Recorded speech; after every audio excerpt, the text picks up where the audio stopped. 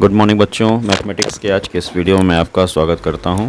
आज के इस वीडियो में हम लोग एनसीईआरटी मैथमेटिक्स के क्लास 12th के एक्सरसाइज 7.11 के कुछ इम्पोर्टेंट प्रॉब्लम्स को डिस्कस करेंगे।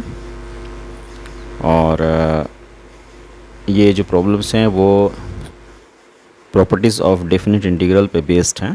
तो हम लोग ये यहाँ पे जो ये हमारा जो पार्ट 1 है इसमें हम लोग ये 4 प्रॉब्लम डिस्कस करेंगे। फिर हम इसको नेक्स्ट पार्ट में और आगे भी जो क्वेश्चंस इंपॉर्टेंट हैं 7.11 में उसको हम लोग देखेंगे। तो सबसे पहले क्वेश्चन नंबर 1 की बात कर लें। ये हमारा क्वेश्चन नंबर 1 है और इसमें कहता है कि 0 to π/2 हमारी लिमिट है sin to the power 3/2 upon cos to the power 3/2 x plus sin to the power 3/2 x dx। इसकी वैल्यू क्या होगी? तो ये सॉल्यूशन स्टार्ट करने से पहले एक चीज़ मैं आपको बता दूं कि in most of the problems जो प्रॉपर्टी होती है, जो प्रॉपर्टी हम यूज़ करते हैं वो ये प्रॉपर्टी है। Integral 0 to a fx dx is equals to integration of 0 to integration of f of a minus x dx और within the limit 0 to a। ये प्रॉपर्टी हम मोस्ट ऑफ द प्रॉब्लम्स में discuss करते हैं, हम लोग use करते हैं। और यहाँ पे भी जो क्वेश्चंस है इसमें आप देखेंगे कि ये और ये जो 3 प्रॉब्लम्स हैं, फर्स्ट और थर्ड और फोर्थ, इन 3 में हम लोग यही सेम प्रॉपर्टी यूज़ करेंगे और इसमें थोड़ा सा हमारा डिफरेंट तरीका रहेगा इसको सॉल्व करने का। तो आइए स्टार्ट करते हैं क्वेश्चन नंबर 1। क्वेश्चन नंबर 1 आपका है integration of sin to the power 3/2 x upon cos to the power 3/2 x plus sin to the power 3/2 x dx और इंटीग्रेशन की लिमिट दिया हुआ है 0 to π/2। तो क्या हम करेंगे कि मान लेंगे कि ये suppose that this the value of integration is i। अब चूंकि प्रॉपर्टी ये जो पे है हमारी प्रॉपर्टी है, कहती है कि 0 to a अगर लिमिट ऑफ इंटीग्रेशन है और f x dx है तो इसको 0 to a f of a minus x dx भी लिख सकते हैं। तो ये हमारा 0 to a है और ये हमारा f x है dx है। तो इसी रिज़ल्ट को यानी इसी i को लिखा जा सकता है 0 to a f of a minus x। a का मतलब है π/2, तो x के प्लेस पे आप यहाँ पे a माइनस एक्स रिप्लेस करेंगे। a माइनस एक्स रिप्लेस करने का मतलब x के प्लेस पे, चूँकि a की वैल्यू π/2 है तो x के प्लेस पे जहाँ भी x आ रहा है इसको π/2 माइनस x लिखेंगे आप। तो ये आपका हो जाएगा sin to the power sin π/2 x minus x, ये हो गया, और पावर इसकी रहेगी 3/2 अपॉन cos 3/2 और π/2 माइनस x प्लस साइन 3/2 इसकी पावर में होगा और π/2 माइनस x dx। अब अगर इसको सिंप्लीफाई करें तो ये हो जाएगा 0 to π/2 और चूँकि sine π/2 minus theta cos theta होता है तो ये हो जाएगा cos 3/2 x अपॉन ये आपका हो जाएगा साइन 3/2 x और ये हो जाएगा cos 3/2 x dx। और अब इसको आप लिख सकते हैं या आप क्या करिए, अब सीधे आप क्या करिए, इन दोनों रिज़ल्ट्स को i और i, ये वाला जो रिज़ल्ट है इसको और इसको आप ऐड कर दीजिए। तो i और i आपका हो जाएगा 2i और रिज़ल्ट आपके सामने आएगा। पहले तो ये आएगा 0 to π/2 sine 3/2 x upon cos 3/2 x plus sine 3/2 x dx plus 0 to π/2, अब ये नीचे वाला लिखेंगे cos 3/2 x upon sine 3/2 x plus cos 3/2 x dx।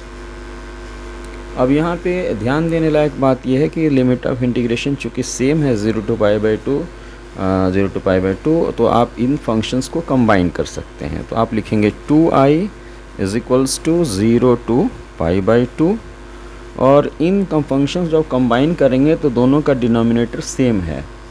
तो आप लिखोगे नीचे cos 3/2x plus sin 3/2x, ये दोनों का कॉमन हो गया डिनोमिनेटर, और ऊपर आ जाएगा sin 3/2x यहाँ पे, और प्लस यहाँ पे आ जाएगा cos 3/2x। ये चीज़ आ जाएगी, क्योंकि डिनोमिनेटर सेम है तो न्यूमरेटर आपस में जुड़ जाएंगे, और ये dx।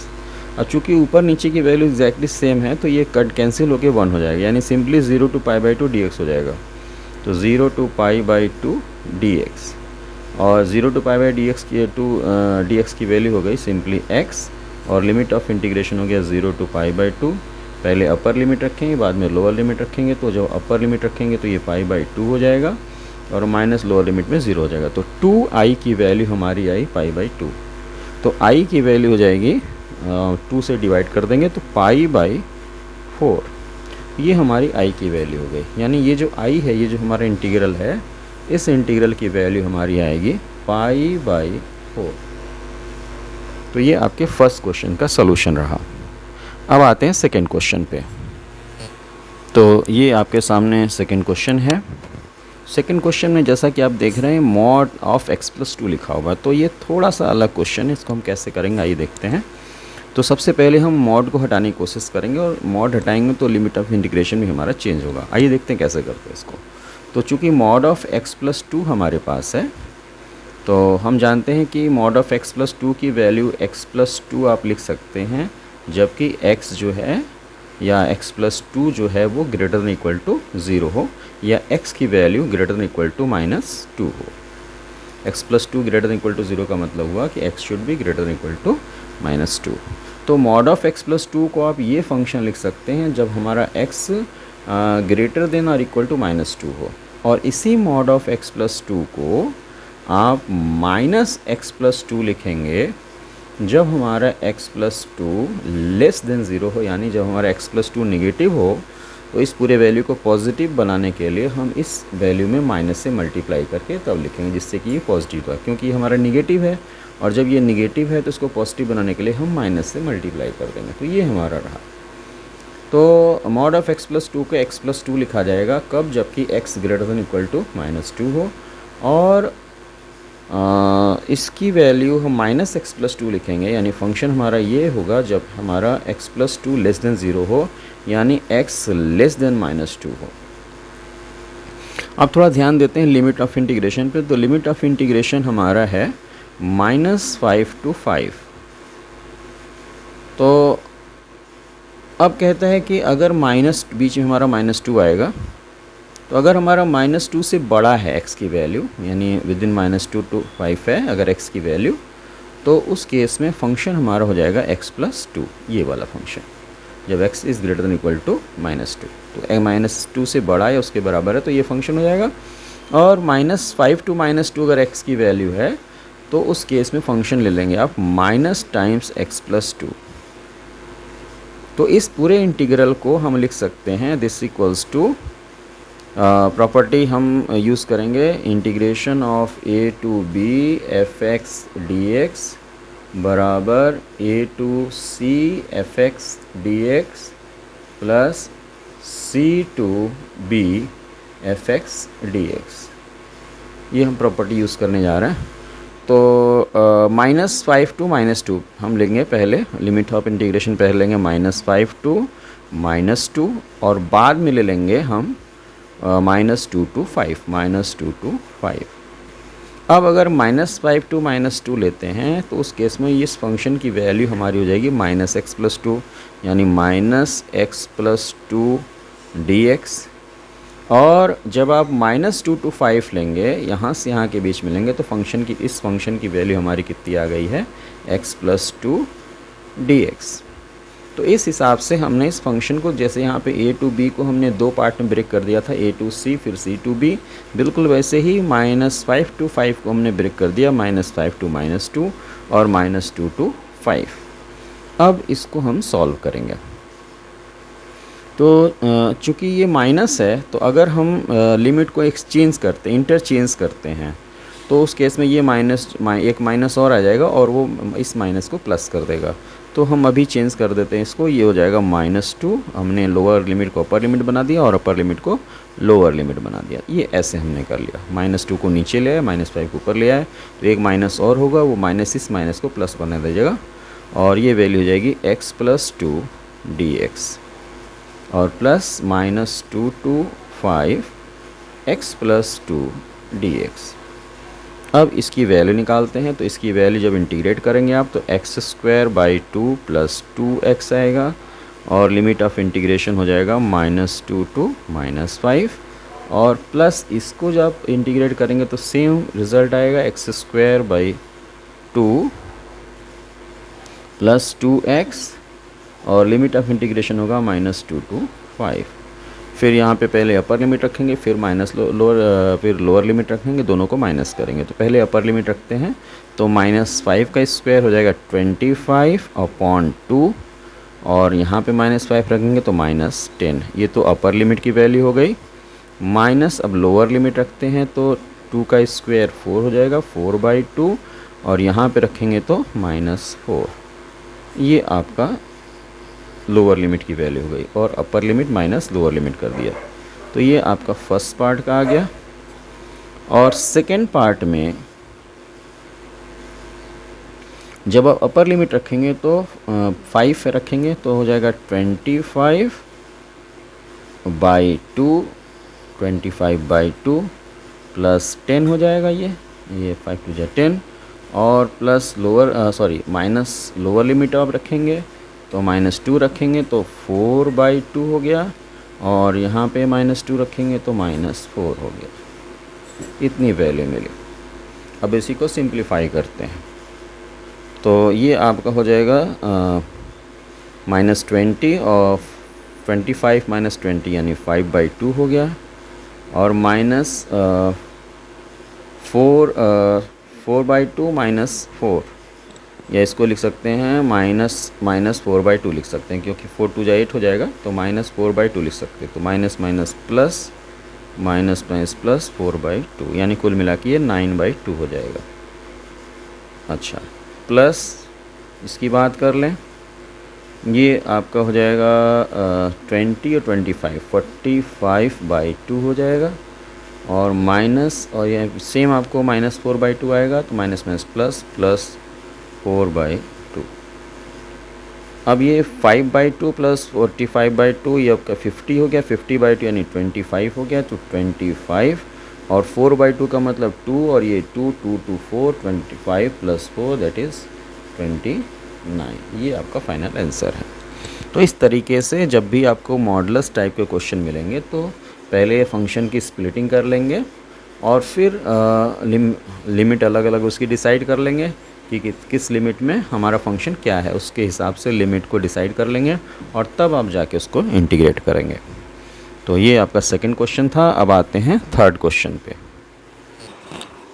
थर्ड क्वेश्चन आपका है 0 to integration of log of 1 + 10x और 0 to π/4 हमारी लिमिट है dx।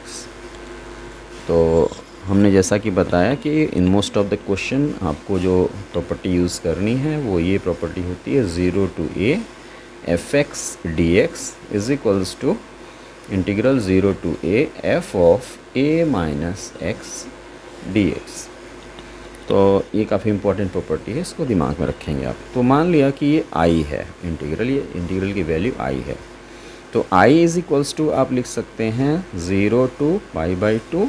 अब ये फॉर्मूला लगा रहे हैं, तो देखिए 0 to a की वैल्यू π/2 है, तो अब आपको फंक्शन लिखना है f of a - x। Limit of integration same रहेगा, f of a - x हो जाएगा और a की वैल्यू है π/2, यानी x जो है वो अब रिप्लेस हो जाएगा a - x से, यानी x अब रिप्लेस होगा π/2 - x से, यानी x के प्लेस पे जहाँ भी x आएगा उसकी प्लेस पे हम π/4 - x लिखेंगे। ये हमारा लिमिट ऑफ इंटीग्रेशन π/4 है। तो पाई बाई 4 माइनस एक्स लिखेंगे तो log of 1 plus ten of pi by 4 minus x, ये आपका हो गया, और dx। ये जो रिज़ल्ट आई इस प्रॉपर्टी को यूज़ करने के बाद आया। अब इस आई को देखिए और सिंप्लीफाई करते हैं हम लोग। 0 to pi by 4 log of 1 plus, अब इसको tan a माइनस बी का फॉर्म है तो tan a minus tan b, यानी tan pi by 4 minus tan x upon 1 plus tan pi by 4 tan x, ऐसे हमने लगा दिया, और dx। 0 to pi by 4 log of, ये देखिए ये हो जाएगा 1 plus 1 minus tan x upon 1 plus tan x dx, या इसको और लिखेंगे 0 to pi by 4 log 1 plus tan x plus 1 minus tan x upon 1 plus tan x dx, और ये tan x minus tan x cancel, यानी 0 to pi by 4 log of 2 by 1 plus tan x, ये result आपको मिला dx। अब ये आई है हमारा, और जो आपको ओरिजिनल फंक्शन दिया थे वो भी आई है। अब इन दोनों को, ये इसको मान लिया 1 और इसको मान लिया 2, और 1 और 2 को हम ऐड करेंगे तो i प्लस आई 2i हो गया, तो 2i इज इक्वल्स टू, अब लिमिट ऑफ इंटीग्रेशन सेम है हमारा, तो 0 टू पाई बाई 4, और फंक्शन आपस में जुड़ जाएंगे, ये फंक्शन और ये फंक्शन आपस में जुड़ जाएंगे, तो log of 1 plus tan x plus log of 2 by 1 plus tan x, ये ब्रैकेट क्लोज, dx, ऐसे मिलेगा। अब चूंकि यहाँ पे log a plus log b का फॉर्म है, तो ये चीज़ और ये चीज़ आपस में गुणा हो जाएगी, और जैसे ही गुणा होगी ये, तो 1 plus tan x log 1 plus tan x cancel हो जाएगा, तो ये log a plus log b का फॉर्म है। अब इसको लिखेंगे log a इंटू बी, तो a इंटू बी जैसे ही आप करेंगे ये 1 प्लस tan x कैंसिल हो जाएगा, आपको सिर्फ log 2 मिलेगा। तो 2i की जो वैल्यू है वो होगी integration 0 to pi by 4 log 2, और अब आप जो है log 2 चूँकि dx, log 2 को बाहर लेंगे तो 2i is equals to log 2 को आपने बाहर कर लिया, इंटीग्रेशन ऑफ dx हो जाएगा x, और 0 टू पाई बाई 4, पहले आप अपर लिमिट रखेंगे तो पाई बाई 4 हो जाएगा, लोअर लिमिट में 0 हो जाएगा, तो कुल मिला के log 2 इंटू पाई बाई 4 आपको मिलेगा। तो 2i की वैल्यू इतनी हो गई, तो i हमारा हो जाएगा, यहाँ पे लिख रहा हूँ मैं, i की जो वैल्यू हो जाएगी ये हो जाएगी log 2 इंटू पाई बाई 8, ये आपका फाइनल आंसर होगा। अब आइए लास्ट क्वेश्चन पे चलते हैं। Integration 0 to integration of x 1 minus x power n dx, और लिमिट ऑफ इंटीग्रेशन हमारा है 0 टू 1। आइए देखते हैं इसको। तो अगला क्वेश्चन है integration of x 1 minus x power n dx और 0 टू 1। अब ये क्वेश्चन जो है इसको अगर हम प्रॉपर्टी यूज़ कर लें, कौन सी property, 0 to a fx dx is equals to 0 to a f of a minus x dx। इस प्रॉपर्टी को अगर हम यूज़ कर लें तो ये इंटीग्रल का ये जो एक्सप्रेशन है, ये जो फंक्शन है, बड़ी आसानी से सॉल्व हो जाएगा। तो देखिए कैसे करते हैं इसको। तो चूँकि हमको इस प्रॉपर्टी को यूज़ करने के लिए x को रिप्लेस करना पड़ता है a माइनस एक्स से, तो यहाँ पे देखिए 0 टू a की वैल्यू 1 है, तो x को हम रिप्लेस करेंगे 1 माइनस एक्स से। तो जहाँ भी x आ रहा है उसको 1 माइनस एक्स से रिप्लेस अगर कर देंगे तो भी फंक्शन के ऊपर कोई इफेक्ट नहीं पड़ेगा, यानी इंटीग्रल के ऊपर हमें कोई इफेक्ट नहीं मिलेगा, सेम वैल्यू आपको मिलेगी। तो i इज़ इक्वल्स टू आप लिख सकते हैं 0 टू 1। अब x को हमने रिप्लेस कर दिया 1 माइनस एक्स, और यहाँ अंदर भी 1 माइनस एक्स को फिर लिखा हमने 1 माइनस एक्स और इसके पावर n dx। अब ये हो गया 0 to 1, 1 माइनस एक्स और 1 minus 1 plus x power n dx। 0 to 1, 1 minus x, ये 0 हो जाएगा, x पावर n मिला dx। x पावर n को अंदर मल्टीप्लाई कर दें, 0 to 1, x power n minus x power n plus 1। ये देखिए कितना आसान फंक्शन हमारे पास आ गया इस प्रॉपर्टी को यूज़ करने के बाद। अब इसको आराम से इंटीग्रेट किया जा सकता है, तो इंटीग्रेट करेंगे तो हो जाएगा x power n plus 1 upon n plus 1, और जब इसको इंटीग्रेट करेंगे तो x power n plus 2 upon n plus 2, और इसके बाद आप इसमें लिमिट ऑफ इंटीग्रेशन लगाएंगे 0 to 1, i की वैल्यू आपको मिल जाएगी। तो पहले अपर लिमिट रखते हैं, तो अपर लिमिट रखेंगे तो 1 रखेंगे तो x पावर 2 मिलेगा आपको, n के x के प्लेस पे 1 रखेंगे तो 1 पावर n प्लस 1 आपको सिंपली 1 मिलेगा, अपॉन ये n प्लस 1 मिल जाएगा आपको, माइनस फिर यहाँ पे x के प्लेस पे आप 1 रखेंगे तो 1 पावर n प्लस 2 आपको सिंपली 1 मिलेगा, अपॉन n प्लस 2 मिल जाएगा। और जब आप लोअर लिमिट रखेंगे तो यहाँ पे भी रखेंगे तो 0 होगा, ये भी रखेंगे तो 0 होगा, यानी कुल मिला के ये वैल्यू आपको एज ए आंसर मिलेगी। यानी अगर एलसीएम ले लें तो n प्लस 1 n प्लस 2 हो गया, n plus 2 minus n minus 1, यानी आपका हो गया n cancel, 2 minus 1 1 by n plus 1 n plus 2, ये आपका फाइनल आंसर होगा। तो ये आपके 4 क्वेश्चन हैं। अब हमारा जो नेक्स्ट वीडियो होगा पार्ट 2, उसमें हम लोग आगे के जो अच्छे क्वेश्चन हैं उसको सॉल्व करेंगे। धन्यवाद।